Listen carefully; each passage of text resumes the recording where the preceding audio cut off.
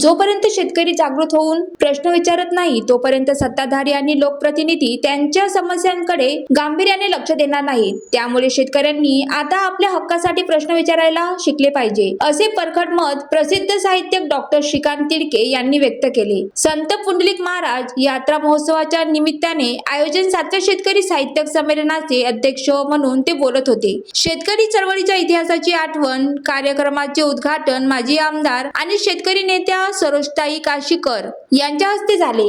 आपल्या भाषणात त्यांनी खंत व्यक्त केली की एकेकाळी माननीय शरद जोशी यांच्या नेतृत्वात शेतकरी महिला आपली मुले बाळे घरी सोडून दिल्लीपर्यंत धडक देत असत। मात्र आज संकुचित वृत्तीमुळे शेतकऱ्यांची ती लढाऊ क्षमता नष्ट होत चालली आहे। संमेलनाची सुरुवात संत पुंडलिक महाराज संस्थानापासून भव्य ग्रंथ दिंडीने झाली। यामध्ये बंजारा महिलांचे पारंपरिक नृत्य, जिल्हा परिषद शाळेचे लेझिम पथक आणि सजवलेल्या बैलगाड्या आकर्षकपणाचे केंद्र ठरल्या। यावेळी विविध क्षेत्रातील मान्यवरांना पुरस्कार देऊन गौरवण्यात आले। शेतकरी प्रेरणा पुरस्कार रमेश गणेशपुरे आणि गोलू गुप्ता, जनमंच पत्रकारिता पुरस्कार प्रोफेसर अविनाश बेलाडकर, स्नेह संवर्धन पुरस्कार सामाजिक कार्यकर्ते चंदन अग्रवाल। दुपारच्या सत्रात शेतकऱ्यांची संवाद कार्यक्रमात तज्ञांची शेतकऱ्यांच्या प्रश्नांची उत्तरे दिली। भारत अमेरिका करार प्रशांत गावंडे यांनी या कराराचा शेतीवर होणाऱ्या परिणामाबाबत मार्गदर्शन केले। निसर्गोपचार अकोला येथील चिकित्सक गोवर्धन खवले यांनी औषधाऐवजी निसर्गोपचार